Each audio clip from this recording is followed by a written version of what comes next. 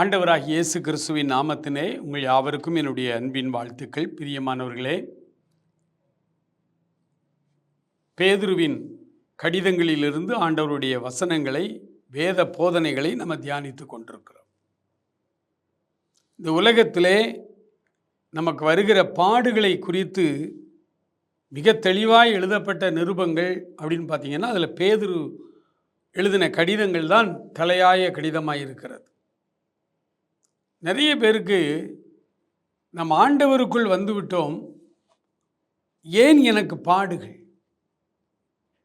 மேடையிலே பிரசங்கிக்கிறவர்கள், ஆலயங்களிலே எங்களுக்கு கற்றுக் கொடுக்கிற தேவனுடைய ஊழியக்காரர்கள் மகிழ்ச்சியான வாழ்வை எங்களுக்கு வாக்களிக்கிறார்கள், ஆசீர்வாதங்களை எங்களுக்கு வாக்களிக்கிறார்கள். ஆண்டவருக்காக நீங்கள் கொடுங்கள், ஆண்டவர் உங்களை பல மடங்கு ஆசீர்வதிப்பார் என்றெல்லாம் சொல்லி எங்களை அனுப்புகிறார்கள். நாங்களும் ஆண்டவருக்காக கொடுக்கிறோம். ஆனால் ஆசீர்வாதங்கள் எங்கள் வாழ்க்கையிலே ஒரு பக்கம் வந்தாலும் மற்றொரு பக்கம் எல்லா மனிதர்களையும் போல நாங்களும் பாடுகளை அனுபவிக்கிறோம். ஏன் எனக்கு இந்த பாடுகள்? எல்லாரும் கேட்கிறார்கள். 92 வயது ஒரு பெரியவர். அவர் ஒரு நாள் என்னிடத்தில் பேசும்பொழுது அவர் சொல்லுகிறார், ஏன் எனக்கு இந்த வியாதி? 6-7 முறை வேதத்தை நான் திரும்ப திரும்ப வாசித்து விட்டேன், இன்னும் வாசித்து கொண்டிருக்கிறேன். 3 நேரம் தவறாமல் ஜெபிக்கிறேன். அவருடைய சொந்த பிள்ளையாய் வாழ்ந்து கொண்டிருக்கிறேன். எனக்கு ஏன் சரீரத்திலே இந்த வியாதி, இந்த பாடுகள்? அவரால் அதை விளங்கிக் கொள்ள முடியவில்லை. உண்மைதான். ஆண்டவருடைய பிள்ளைகளாகிய நாமும் கூட பல நேரங்களிலே பாடுகள், உபத்திரவங்கள் வரும் பொழுது திகைத்து போய் நிற்கிறோம். என்றால் இன்றைய மேடைகளும் இன்றைய நவீன திருச்சபைகளும் இவைகளை நமக்கு கற்றுத்தரவில்லை. பேதுரு தன்னுடைய கடிதத்தில் இதை குறித்து தெளிவாக எழுதுகிறார். அதற்கு முன்பாக இன்னும் ஒரு வசனத்தை வாசித்து விட்டு நம்ம இதை தியானித்தால் இன்னும் நன்றாக இருக்கும். உலகம் முழுவதும் இருக்கிற எல்லா மனிதர்களுக்கும் பாடுகள் உண்டு. பாடுகள் என்பது ஜெனரல். பாடுகளே இல்லாத மனிதன் என்று இந்த உலகத்தில் யாரும் இல்லை. ஒரு உலகத்தினுடைய அல்லது ஒரு தேசத்தினுடைய பிரதம மந்திரியாக இருக்கலாம், ஜனாதிபதியாக இருக்கலாம், அல்லது மிகப்பெரிய செல்வந்தர்களாக இருக்கலாம். யாராக இருந்தாலும் அன்றாடம் பாடுகளை அவர்கள் சந்தித்துத்தான் ஆக வேண்டும். யோபுவின் புத்தகம் 14ஆம் அதிகாரம் 1 வசனம் உலகம் முழுவதும் இருக்கிற எல்லா மனிதர்களை குறித்தும் அந்த வசனம் சுருக்கமாய் சொல்லுகிறது. உங்களுக்காக அந்த வசனத்தை நான் வாசிக்கிறேன். யோபு 14ஆம் அதிகாரம் 1வது வசனம் சொல்லுகிறது, ஸ்திரீகளினிடத்தில் பிறந்த மனுஷன் வாழ்நாள் குறுகினவனும் சஞ்சலம் நிறைந்தவனுமாகவே வாழ்கிறான். ஆதாம் ஏவாள் தவிர இந்த உலகத்தில் இருக்கிற பிறந்த அத்தனை பேரும் ஸ்திரீகளிடத்திலிருந்து தான் பிறந்து வருகிறார்கள். அப்போ பெண்களிடத்திலிருந்து பிறந்து வருகிற எல்லாருமே அவர்கள் யாராய் வேண்டுமானாலும் இருக்கலாம். நான் முதலாவது சொன்ன மாதிரி ஜனாதிபதியாக இருக்கலாம், விஞ்ஞானியாக இருக்கலாம், ஆக பெரும் பணக்காரர்களாக இருக்கலாம். யாராய் இருந்தாலும் அந்த மனிதர்களுடைய வாழ்நாள் குறுகினது. ஒரு மனிதன் இந்த பூமியிலே வாழ்கிற வாழ்நாள் அதிகபட்சம் நன்றாய் அவன் ஆரோக்கியமாய் வாழ்கிற காலம் ஒரு 80 வயது. அதற்கு மேல் வாழ்கிற வாழ்க்கை சஞ்சலமும் பாடுகளும் நிறைந்த வாழ்க்கை. சரி, 90 வயது இல்லை 100 வயது என்றே வைத்துக்கொள். மனுஷனுடைய லைஃப் ஸ்பேன் 100 இயர்ஸ் அப்படின்னு வச்சுக்கணும். அவ்வளவுதான். அது வாழ்நாள், குறுகின வாழ்நாள். இந்த குறுகின இந்த வாழ்நாளிலே அவன் சஞ்சலம் நிறைந்தவனாகவே வாழ்ந்து கொண்டிருக்கிறான். அப்ப எல்லாருக்கும் சஞ்சலம், மனதிலே கஷ்டம், பாடுகள் என்பது காமன் ஃபார் ஆல். அது எல்லாருக்கும் உரியது. ஆனால் கிறிஸ்தவ மேடைகளிலும் கிறிஸ்தவ பிரசங்கங்களிலும் கிறிஸ்தவ திருச்சபைகளிலும் என்ன கற்றுத்தருகிறார்கள், என்ன சொல்லுகிறார்கள்? வருத்தப்பட்டு பாரம் சுமக்கிறவர்கள் நீங்கள் எல்லாரும் என்னிடத்தில் வாருங்கள், நான் உங்களுக்கு இளைப்பாறுதலை தருவேன் என்று இயேசு சொன்னார். அது உண்மை, அது உண்மை. அந்த இளைப்பாறுதலை தேடி நாம் வருகிறோம். பலவிதமான போராட்டங்களின் நடுவிலிருந்து ஆண்டவரை நாம் ஏற்றுக்கொள்கிறோம். ஆனால் கிறிஸ்தவ வாழ்க்கைக்குள்ளே வந்த பிறகும், கிறிஸ்தவ வாழ்க்கைக்குள் வராத மனிதர்களுடைய வாழ்க்கையில் வருகிற, குடும்பங்களிலே வருகிற அதே போராட்டங்கள், அதே பிரச்சனைகள், அதே வேலையில்லா திண்டாட்டங்கள், அதே திருமணம் ஆகாத நிலைமை, திருமணம் ஆனாலும் குழந்தை இல்லாத பிரச்சனைகள், இப்படி எத்தனையோ பிரச்சனைகள். திகைத்து போகிறார்கள் ஆண்டவருடைய பிள்ளைகள். அவர்களைப் போலவே நமக்கும் நடக்கிறதே. உலகத்து மனிதர்களைப் போலவே ஆவிக்குரிய மனிதர்களுக்கும் பிரச்சனைகளும் பாடுகளும் வருகிறதே. ஏன்? பொய் சொல்லிட்டாங்களா? இயேசு கிறிஸ்து தன்னிடத்தில் அவரை தேடி வந்து அவரை ஏற்றுக்கொண்டு அவர் பின்னால் வர விரும்புகிற அந்த மனிதர்களை பார்த்து சொன்னார், உலகத்தில் உங்களுக்கு உபத்திரவங்கள் உண்டு, ஆனாலும் திடன் கொள்ளுங்கள், நான் உலகத்தை ஜெயித்தேன். பாடுகள் இல்லாத உலகம் என்பது அலைகள் இல்லாத கடலை எதிர்பார்ப்பது போல. கடல் என்று இருந்தால் அலைகள் இருக்கும், உலக வாழ்வு என்று இருந்தால் பாடுகள் இருக்கும். அது நடுவிலே செல்ல வேண்டும். அப்படியானால் ஏன் ஆண்டவர் எங்களை பார்த்து வருத்தப்பட்டு பாரம் சுமக்கிறவர்களே, நீங்கள் எல்லாரும் என்னிடத்திலே வாருங்கள், நான் உங்களுக்கு இளைப்பாறுதலை தருவேன் என்று அவர் ஏன் சொன்னார்? அப்போ பேதுரு அப்போஸ்தலன், ஆண்டவரோடு கூட இருந்தவர், பாடுகளை அவர் ரெண்டாக பிரிக்கிறார். பாடுகள் எல்லாருக்கும் உண்டு, கிறிஸ்தவர்களுக்கும் உண்டு, ஆண்டவரை மெய்மனதாய் பின்பற்றுகிறவர்களுக்கும் பாடுகள் உண்டு. ஆனால் அந்த பாடுகள் ரெண்டு வகையான பாடுகள் இருக்கிறது. ஒன்று பேதுருவின் புத்தகம் 2ஆம் அதிகாரம் 19வது வசனம் 20வது வசனத்தை நம்ம வாசிக்கலாம். நான் உங்களுக்காக வாசிக்கிறேன். 1 பேதுரு 2ஆம் அதிகாரம் 1வது 19வது வசனம் வாசிப்போம். ஏனெனில் தேவன் மேல் பற்றுதலாய் இருக்கிற மனசாட்சி நிமித்தம் ஒருவன் அநியாயமாய் பாடுபட்டு உபத்திரவங்களை பொறுமையோடு சகித்தால் அதுவே பிரீதியாயிருக்கும். நீங்கள் 20வது வசனம், நீங்கள் குற்றம் செய்து அடிக்கப்படும் பொழுது பொறுமையோடு சகித்தால் அதில் என்ன கீர்த்தி உண்டு? நீங்கள் நன்மை செய்து பாடுபடும் போது பொறுமையோடு சகித்தால் அதுவே தேவனுக்கு முன்பாக பிரீதியாயிருக்கும். இதற்காகவே நீங்கள் அழைக்கப்பட்டும் இருக்கிறீர்கள்.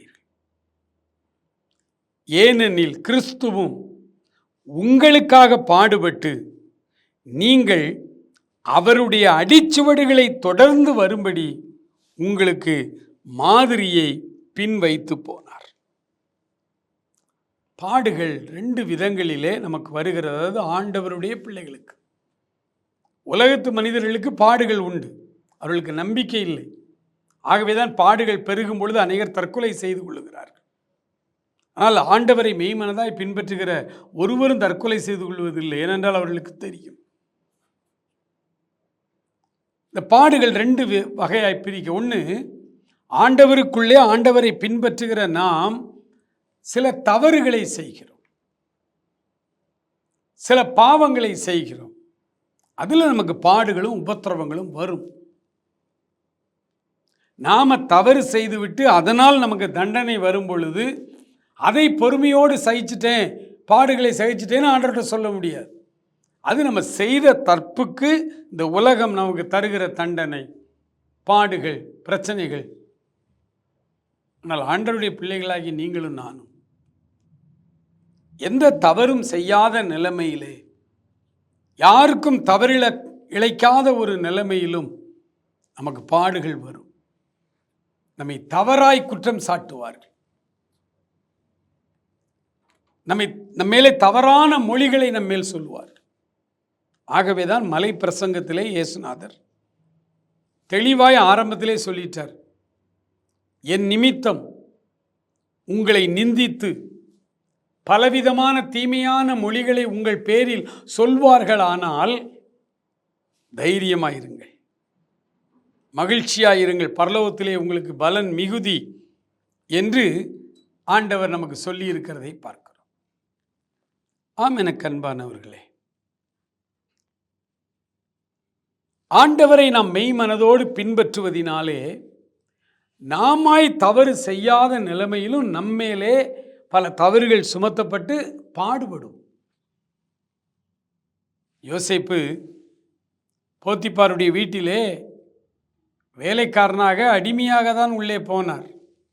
கர்த்தர் அவரோடு கூட இருந்தபடியினால் அவர் செய்கிற எல்லாவற்றையும் ஆண்டவர் ஆசீர்வதிக்கிறதை எஜமான் கண்டு அந்த வீட்டினுடைய நிர்வாகத்திற்கு தலைவராய் யோசேப்பை மாற்றுகிறார். அந்த போத்திபாருடைய மனைவி இந்த இளைஞன் மேல் கண் வைக்கிறாள், பாவம் செய்ய அழைக்கிறாள். ஒரு நாள் வீட்டில் எவரும் இல்லாத நிலைமையிலே அவனை பிடித்து இழுக்கும் பொழுது அவன் மேல் வஸ்திரத்தை கூட அவள் கையிலே விட்டுவிட்டு ஓடி வெளியிலே தப்பித்து ஓடுகிறார். ஆனால் ஜனங்கள் வரும் பொழுது இவள், இந்த இளைஞன் என்னிடத்தில் தவறாய் நடக்க முயற்சித்தான் என்று அநியாயமாய் பழி சுமத்தினாள். அன்றைக்கும் சரி இன்றைக்கும் சரி ஹைகோர்ட்டில் சுப்ரீம் கோர்ட் வரை பெண்கள் சொல்வதைத்தான் சட்டம் ஏற்றுக்கொள்கிறது இந்த விஷயத்தில். ஆகவே யோசேப்பு சிறைச்சாலையிலே அடைக்கப்பட்டான். ஒரு தவறும் செய்யவில்லை. ஆண்டவருடைய மனுஷன், ஆண்டவரை மெய்யாய் பின்பற்றுகிறவன், அவன் மேல் அவனுடைய கேரக்டரை அசாசினேஷன் பண்ணும் அளவுக்கு ஒரு அசிங்கமான குற்றச்சாட்டு அவன் மேல் வந்தது. ஆனால் அவன் தவறு செய்யலை.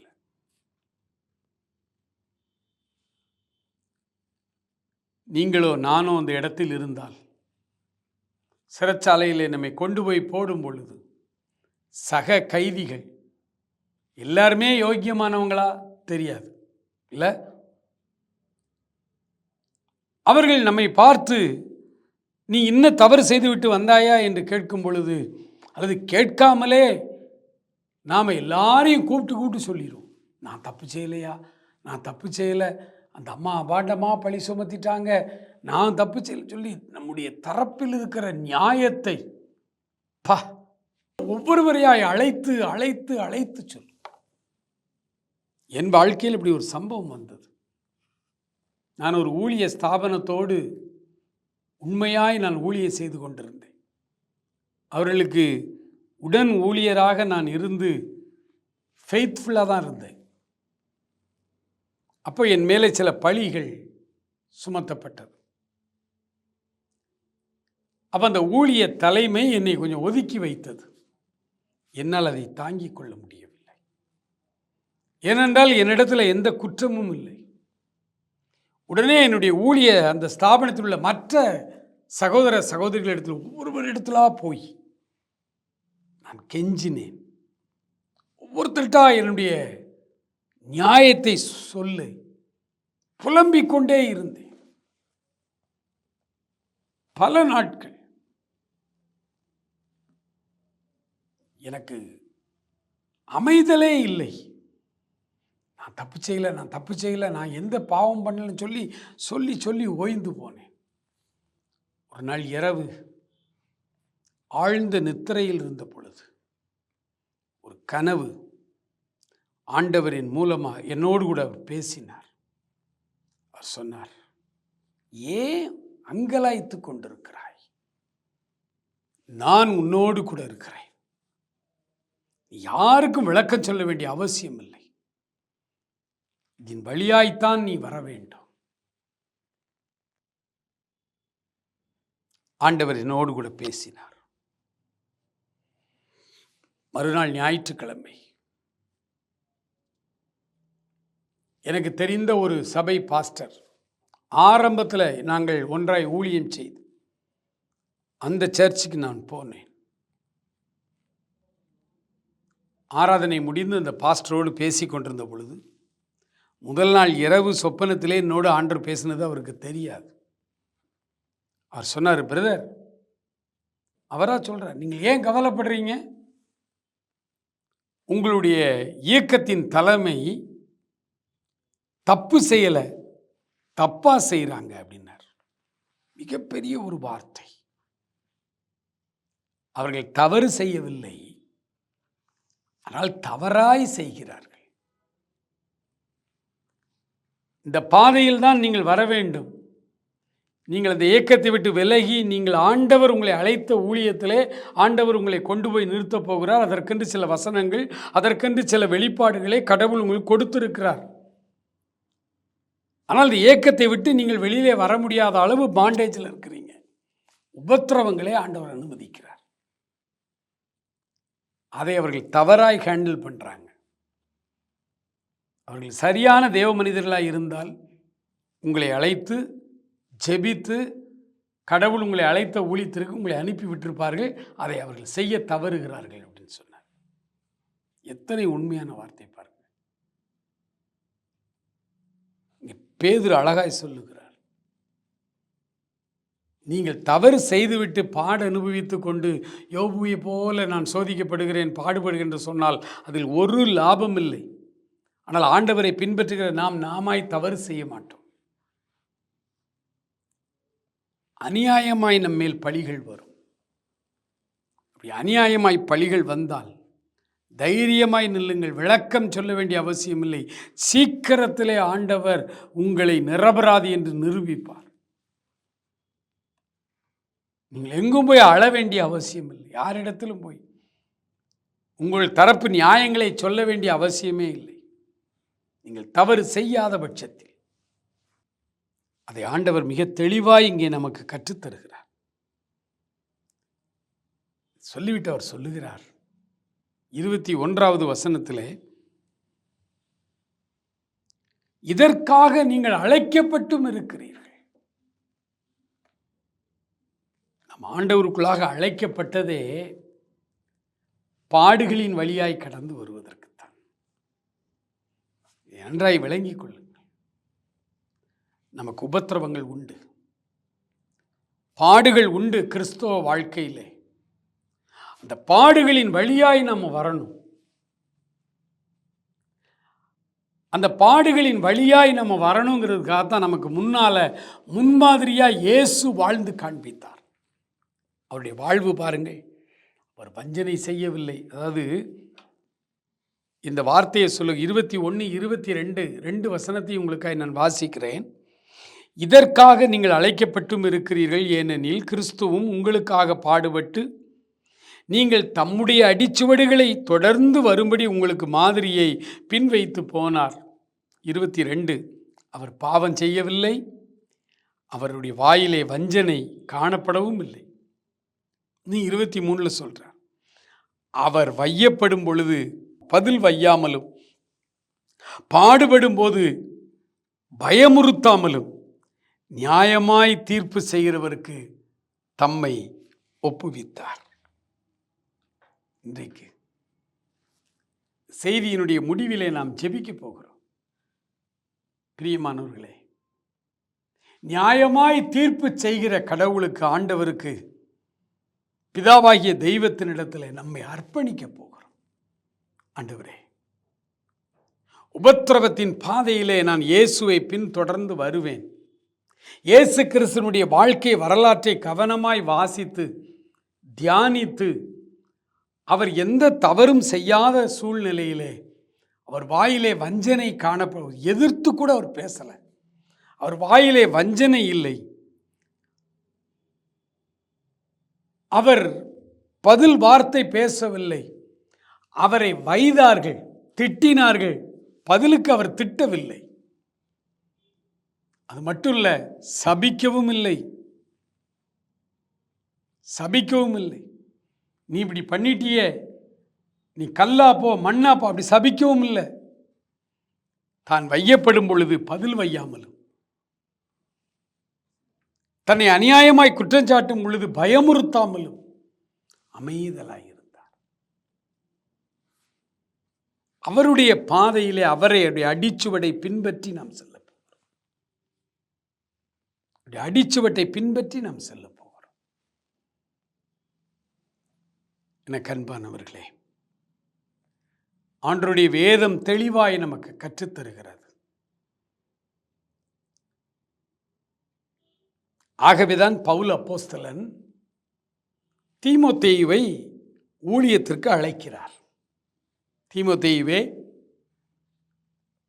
நீ ஆண்டவரின் ஊழியத்தை செய்ய வா. அதற்கு அவர் என்ன வார்த்தை சொல்லுகிறார் தெரியுமா? நீயும் நல்ல போர் சேவகனாய் தீங்கு அனுபவி. ஆண்டவருக்குள்ளே வருகிற ஒரு மனிதனை ஆல்ட்ரக்கால் கொடுத்து அழைக்கும் பொழுது பவுல் எப்படி அழைக்கிறார்? தீங்கு அனுபவிக்க வாருங்கள். தாங்க சுவிசேஷம். ஆண்டவருக்கு பின்னால் நீங்களும் நானும் பாடுபட அழைக்கப்பட்டிருக்கிறோம். தவறு செய்யாமல் பாடுபட அழைக்கப்படுகிறோம். தப்பு செய்யாமல் பாடுபட வேண்டும்.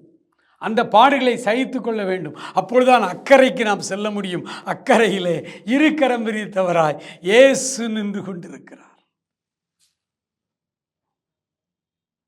ஒரு எஜமான் அவனுடைய திராணிக்கு தக்க 5 தாலந்து 2 தாலந்து 1 தாலந்து கொடுத்தார். 5 தாலந்தை பெற்றவன் கடினமாய் உழைத்தான். 10 தாலந்தாய் பெருக்கிவிட்டான். 2 தாலந்து பெற்றவன் கடினமாய் உழைத்தான். உழைப்பது கஷ்டம்தான், சரீரத்திலே வேதனை தான். சோம்பேறியாய் இருக்கவில்லை, உழைத்தான். எஜமான் வந்தார். நல்லது, உண்மையும் உத்தமம் உள்ள ஊழியக்காரனே, கொஞ்சத்தில் உண்மையாயிருந்தாய், அநேகத்திற்கு அதிபதியாய் உன்னை நான் மாற்றுகிறேன், உன் எஜமானருடைய சந்தோஷத்துக்குள் பிரவேசி என்பார். இன்றைக்கு நாம் பட்ட பாடுகள் எல்லாம் மாறிப்போம். நித்திய மகிழ்ச்சி, நித்திய சந்தோஷம், அதிகமான ஒரு கன மகிமை இயேசு கிறிஸ்துவால் நமக்கு கொடுக்கப்படும். இயேசு கிறிஸ்துவால் நமக்கு கொடுக்கப்படும். ஆமென். அன்பான சகோதரனே, சகோதரி, உலக வரலாற்றில் நடந்த ஒரு சம்பவத்தை சொல்லி நான் உங்களுக்காய் ஜெபிக்க விரும்புகிறேன். உலக பிரசித்தி பெற்ற கிரிமியா போர். இங்கிலாந்து தேசத்துக்கு விரோதமான அந்த சண்டை, அந்த யுத்தம். விக்டோரியா மகாராணியார் ஜெபிக்கிறார்கள். அந்த தேசம் வேதத்திற்கு முதன்மை கொடுத்து வாழ்ந்து வந்த விக்டோரியா மகாராணியார்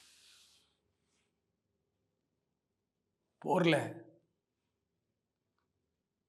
பிரிட்டிஷ் வீரர்கள், இங்கிலாந்து வீரர்கள் தோற்றுக்கொண்டே வருகிறார்கள். யுத்த களத்துக்கு மகாராணியார் போனார். வேதத்தை கையில் எடுத்துக்கொண்டு போனார். நம்முடைய தேசத்தின் மாட்சிமை, நம்முடைய தேசத்தின் மகிமை, நம்முடைய தேசத்தின் தலைவர், இந்த வேதாகமம், தைரியமாய் போராடுங்கள், ஜெய கிறிஸ்து நமக்கு வெற்றி தருவார் என்று போர்க்களத்தில் வீரர்களுக்கு ராணியார் சொன்னார்கள். வீரர்களுடைய சரீரத்துக்குள்ளே ஒரு புத்துணர்ச்சி. தங்கள் தாய்நாட்டுக்காக தியாகமாய் சண்டையிட்டார்கள். இங்கிலாந்து ஜெயித்தது. உலகமே பார்த்தது இங்கிலாந்து இதில் தோற்றுவிடும் என்று. ஆனால் ஆச்சரியமாய் இங்கிலாந்திற்கு ஜெயம், வெற்றி கிடைத்தது. லண்டன் மாநகரத்திலே பெரிய ஒரு வெற்றி விழாவை மகாராணியார் ஏற்பாடு செய்தார்கள். அந்த போரிலே தேசத்திற்காக போரிட்டு கை கால்களை இழந்தவர்கள், இறந்தவர்களுடைய குடும்பங்களுக்கு பரிசு கொடுப்பதற்காக, பதக்கங்களை கொடுப்பதற்காக பெரிய மேடை, பெரிய சிம்மாசனம், ராணியார் விக்டோரியா மகாராணியார் அமர்ந்திருக்கிறார். இராணுவத்தின் பெரிய பெரிய அதிகாரிகள் எல்லாம் அங்கே நிற்கிறார்கள். வீரர்கள் வரிசையாய் வந்து கொண்டிருக்கிறார்கள். ஒவ்வொரு வீரனுடைய பெயர் வாசிக்கப்படும் பொழுது பக்கத்தில் நிற்கிற இராணுவ தளபதி, இவன் போரிலே தேசத்திற்காக எந்த அளவுக்கு கஷ்டப்பட்டு தியாகம் செய்தான் என்று வாசிக்கிறார். வாசிக்க வாசிக்க மகாராணியார் புன்முறுவலோடு ஒவ்வொரு வீரர்களுக்கும் பரிசளித்து கொண்டிருக்கிறார்கள். ஆசனத்தில் அமர்ந்து கொண்டே தங்க பதக்கங்களை அணிந்து கொண்டிருக்கிறார்கள். ஒவ்வொரு வீரனும் குனிந்து அந்த மகிமையை ஏற்றுக்கொண்டு, இங்கிலாந்து மகாராணியார் கையால் கிடைக்கிற ஒரு பதக்கம், மகிழ்ச்சியாகி போகிறார். அப்பொழுது ஒரு வீரனை 3-4 பேர் சுமந்து கொண்டு வந்தார்கள். மகாராணியார் பார்க்கிறார். அந்த இராணுவ தளபதி இந்த வீரனுடைய பெயரை வாசித்து அவர் அழுகிறார். மகாராணியார் பார்க்கிறார்கள், 2 கையும் இல்லை, 2 கால்களும் இல்லை. தளபதி சொன்னார், அம்மா, இங்கிலாந்து தேசத்தின் வெற்றிக்காக, இங்கிலாந்து தேசத்தின் மாட்சிமைக்காக இவர் எதிரிகளை நேருக்கு நேர் சந்தித்து 2 கையும் 2 காலையும் இழந்து விட்டு மகாராணியார் அதுவரை சிம்மாசனத்திலே அமர்ந்திருந்து ஹானர் பண்ணி கொண்டிருந்தார்கள். செய்தி சொன்ன உடனே மகாராணி எழுந்து விட்டார்கள். ஆசனத்திலிருந்து எழுந்து அந்த போர் வீரனுடைய கழுத்திலே தங்க பதக்கத்தை அணிவித்தார். அந்த போர் வீரன் சொன்னார், இங்கிலாந்து தேசத்தின் மகாராணியார் எழுந்து நின்று என்னை வரவேற்று கழுத்திலே பதக்கத்தை அணிவித்தார். போதும், பட்ட பாடுகளெல்லாம் தீர்ந்து விட்டது. நான் பட்ட பாடுகளெல்லாம் தீர்ந்து விட்டது. நான் மகிழ்ச்சியாக இருக்கிறேன். என் அன்பு சகோதரனே, சகோதரி, ஆண்டவரை பின்பற்றி நீ வருவதினாலே உனக்கென்று வைத்திருக்கிற அந்த பாடுகளின் வழியிலே நீ கஷ்டப்பட்டு இந்த பாடுகளை சகித்து பதில் வையாமலும் முறுமுறுக்காமலும் ஆண்டவருக்காக வாழ்ந்து அக்கறையிலே ஆண்டவர் உன்னை வரவேற்க சிம்மாசனத்திலிருந்து எழுந்து நிற்பார். உன்னை பெயர் சொல்லி கூப்பிடுவார். மகனே, மகளே என்று கூப்பிடுவார். 40-50 வருடங்களுக்கு முன்னால் பக்தன் ஒருவர் பாடல் எழுதினார். இந்த பாடுகளின் வழியாய் அவர்கள் வந்தவர்கள் பரிசுத்தவான்கள். அவர்கள் எழுதினார்கள், கொஞ்ச காலம் இயேசுவுக்காக கஷ்டப்பாடு சகிப்பதினாலே இந்த துன்பம் இன்பமாய் மாறும். இயேசுவை நான் காணும்போது என்னை பெயர் சொல்லி கூப்பிடுவார். எனக்கு ஆனந்தம் பொங்கும். கண்களை மூடி ஜெபிப்போமா. மகா இரக்கமுள்ள எங்கள் ஆண்டவரே, நன்றி நிறைந்த உள்ளத்தோடு உம்மை நாங்கள் துதிக்கிறோம், ஸ்தோத்தரிக்கிறோம். அப்பா, அந்த நாள் பாக்கிய நாள், அந்த நாள் இன்பமான நாள், என்னை பெயர் சொல்லி கூப்பிடுகிற நான், அவர் சிம்மாசனத்தை விட்டு எழுந்து என் பெயரை கூப்பிட்டு என்னை வரவேற்கும் நாள். வீணை நாதம் தொனித்திடும் வேளை வரவேற்பு அளிக்கப்படும். வீணை நாதம் தொனித்திடும் வேளை வரவேற்பு அளிக்கப்படும். என்னை பேர் சொல்லி இயேசு கூப்பிடுவார், எனக்கு ஆனந்தம் பொங்கிடுமே. ஸ்தோத்திர ஆண்டவரே, பிள்ளைகளாகிய நாங்கள் உடைய பாடுகளின் வழியிலே வருவதற்கு எங்களை ஒப்பு கொடுத்து ஜெபிக்கிறோம். ஆமென்லா.